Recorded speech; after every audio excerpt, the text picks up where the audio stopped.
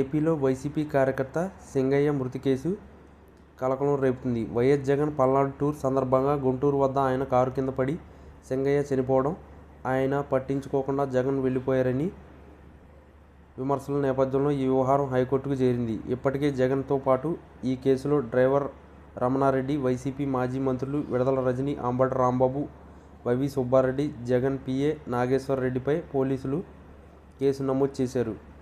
ఈ నేపథ్యంలో తనపై దాఖలు చేసిన కేసు కొట్టేయాలంటూ జగన్ దాఖలు చేసిన క్వాష్ పిటిషన్పై స్పందించేందుకు సమయం కావాలని ప్రభుత్వం కోరడంతో హైకోర్టు విచారణ మంగళవారానికి వాయిదా వేసింది.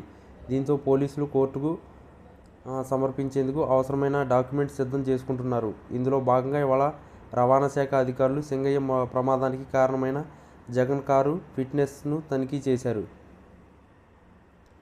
ఇప్పటికే సింగయ్య ప్రమాదం రోజు జగన్ ప్రయాణించిన ఫార్చ్యూనర్ కారును సీజ్ చేశారు. అనంతరం దాన్ని గుంటూరులో జిల్లా ఎస్పీ కార్యాలయానికి తరలించారు.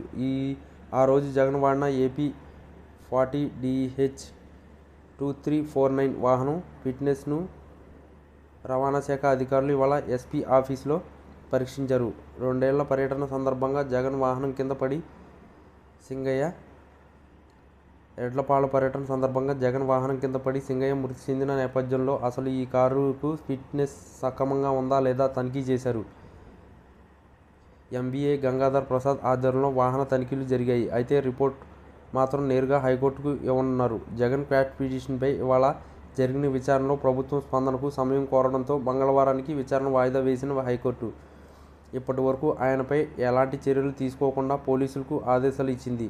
అయితే ఆలోపు జగన్ వాడిన కారు ఫిట్నెస్ సంగతి తేలితే ఈ రిపోర్టు ఆధారంగా హైకోర్టు తుది నిర్ణయం ఇచ్చే అవకాశం ఉంది.